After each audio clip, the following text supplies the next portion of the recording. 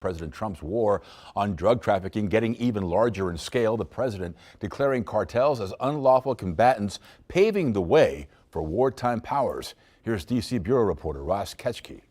President Trump's war on drug trafficking just escalated to a level no one saw coming.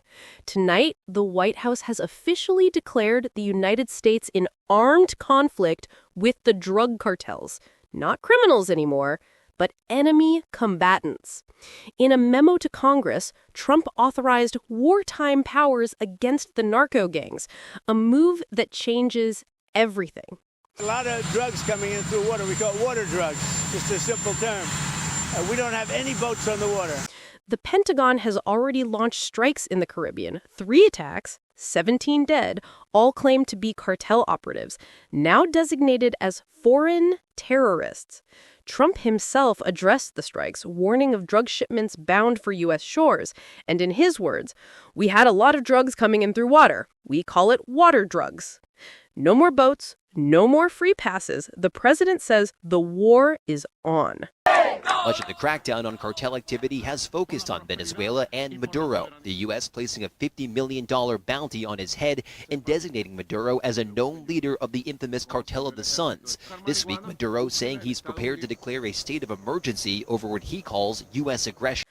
Backing him, South Florida Republican Carlos Gimenez praised the action, saying the mission is clear: destroy the cartels run by Venezuela's dictator Nicolás Maduro.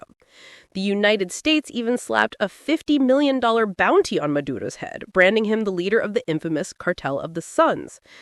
Maduro fired back, threatening a state of emergency and calling the U.S. strikes outright aggression. The tension is boiling. And while the Pentagon insists the operations so far are limited, the message is unmistakable.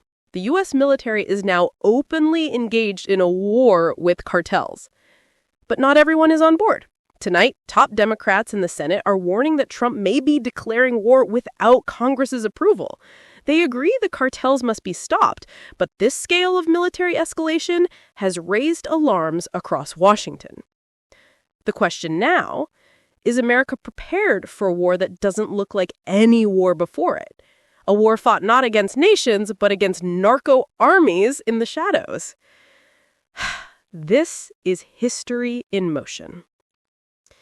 If you want to stay on top of stories like this, raw, unfiltered, and game-changing, make sure you subscribe right now and hit that bell so you never miss what comes next.